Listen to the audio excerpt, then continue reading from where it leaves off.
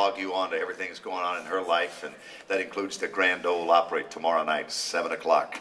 She is, Charlie, I don't make sure I don't give the wrong, where are we tomorrow night? It's at Allen Arena at Lipscomb University, isn't it? Yeah, that's right, because we keep moving around post-flood, and I have to stop and think, or I'll give people the wrong directions or the wrong venue. But Sonny Sweeney as a part of the Opry tomorrow night, and brand new music is coming. The full album will be out, but the single From a Table Away, which you just heard before the break, on 6:50 a.m. WSM.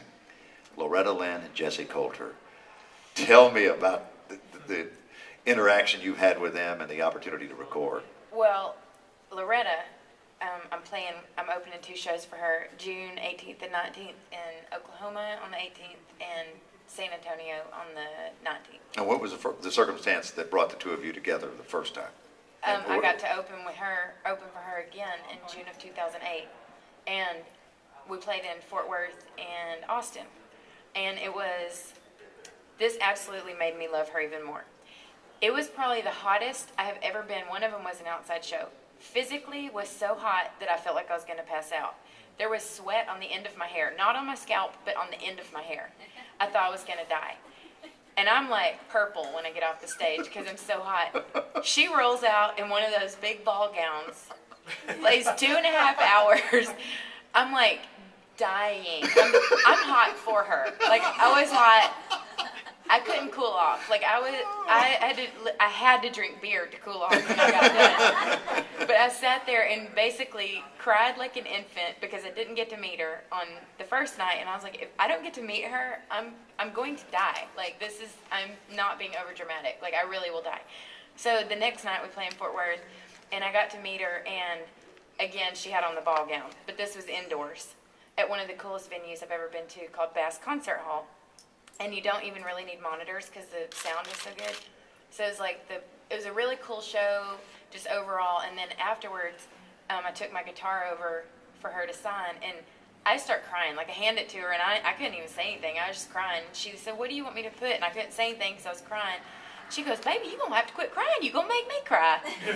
And I was like, "I can't." And so everybody's sitting there just laughing, like, behind me. But there's all these people around going, "Loretta, Loretta, Loretta," and she wasn't having it. Like, she was talking to me and to me, like, you know what I mean? Like, she stopped time to talk to me, which I completely look up to her for that, because if you aren't nice to your fans, then, you know, what do you really have? You know, and she absolutely is the best at that, in my opinion, of you know, anybody that I'd met to that point where I was just like, I could not believe it, and I talked about it for days and days and days. So you guys stay in touch? No, oh yeah, we're best friends. No, I wish we did. She's so cool. No, I mean, I'm playing with her again, so I, you know, fully intend on hopefully talking to her again, and maybe just getting another picture with her. But I just love everything she stands for, and I like what she says in her songs, and I love how she sings, and I think she's, for me, my most favorite singer. I mean, she's not like technically the best singer, obviously, in the world, but she sings with conviction, and you believe everything that she says. So I listen to her all day long. You know she's lived it when she writes it and sings it. You know that. Yeah. Now, Jesse Coulter, you have a connection there that came about in your life, and you actually recorded together? Yes, that was really cool. It's on a Waylon Jennings tribute album, and Whit Stewart is producing this record, and he was one day talking to the A&R girl at my label, and she said, "Well, I've got this girl I think you need to meet," and Whit had no clue who I was, but Allison, you know, talked to him about me or whatever, and so Allison goes, "Well, can you come meet us right now?" And I said, "I guess, yeah, I mean, just kind of hanging out." So I roll up there, and I had already been dressed for the day, and I happened to have on a Waylon Jennings shirt, which I didn't know, obviously, that morning, that when I put that on, that's what the deal was. Anyway, so I walk in, and later Whit tells me, "You walked in a Waylon Jennings shirt. How can I not let you be on this project?" So I thought that was cool. But so originally it was just going to be me doing this song, and then Whit calls one day, and he's like, "Hey, why don't we just do with Jessie on this?" I said, do what? I mean, like, you mean I get to do a song with her? And so there is a song with me and Jesse Coulter singing on the same track, which still freaks me out. I listened to it 3 times, and I'm just like, no way. So what song did you do? Good Hearted Woman was like, I mean, the best song ever. So, but she is also really amazing, and just she's one of those people that just has this light around her when you talk to her, without sounding like all like earthy and like earth muffiny or whatever. But she does. I mean, like, she was very just motherly and sweet, and texted me one day, which still I have it on my phone. Jesse Coulter, it says texted me. And it was a picture of me and her that she had taken with her phone. I was like, are you serious? So I was walking on stage and I looked at my band. I go, dudes, there's a picture on my phone right now from Jesse Coulter. And they're like, what? And so we're all freaking out like right when we walked on stage.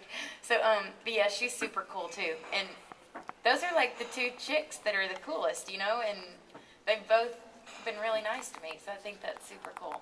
Sunny Sweeney, if you just joined us, you're on 650 AM WSM. We're live at the Country Music Hall of Fame. We've got, look at this, you're drawing an audience. Why don't y'all sit down? We got all these chairs. You chairs. want us to sit down. You have friends from Texas that have just rolled in. Were you expecting them, or is this a surprise? Rob and Julie Crawford rolled in from Texas. They drove, well, Rob texted me yesterday. He goes, that is a long drive. From where? Fort Worth. Fort Worth, all right. But then what'd I tell you? Tack on another 3.5 and drive to Austin with 2 dogs in the back seat. Yeah, in a lightning storm for 16 hours. It's hard. So she'll see your rough road trip and raise you one. I'll honk at you next time I'm driving through Fort Worth. No, they came up here for the Opry. They've Oh, never all been, right. so they're coming tomorrow night. And some of the artwork I saw here, you featured pictures with you standing on the stage of the Ryman Auditorium, and nobody in there but you. It was It's kind of neat. surreal. It's kind of a sepia tone look there to the Ryman. It was the coolest. That was so awesome. All right, we're going to feature a song from the album, the forthcoming album, and we heard a little bit earlier what's going to be the first single, From a Table Away, Sunny Sweeney. It's on Republic, right? Mm-hmm. And any idea when you'll release the album? Probably an EP in July and full album at the end of the year. An EP in July and full album by the end of the year. Okay, and you'll be able to keep up with her on the website. Right now it's myspace.com/Sunny Sweeney, and the Sunny Sweeney site will be up in just any day now, Yeah. as we understand It's also it. on republicnashville.com. And republicnashville.com. And the song we're going to, it's kind of an interesting title. This song, I know they're listening. I wrote this with my friend Monty Holmes. And this is one of the first songs that me and him ever wrote together. And it's called Drink Myself Single. And it's just saying what needs to be said. Singing what needs to be sung. I mean, guess. that's all that needs to be said. On Okay? 650 AM WSM.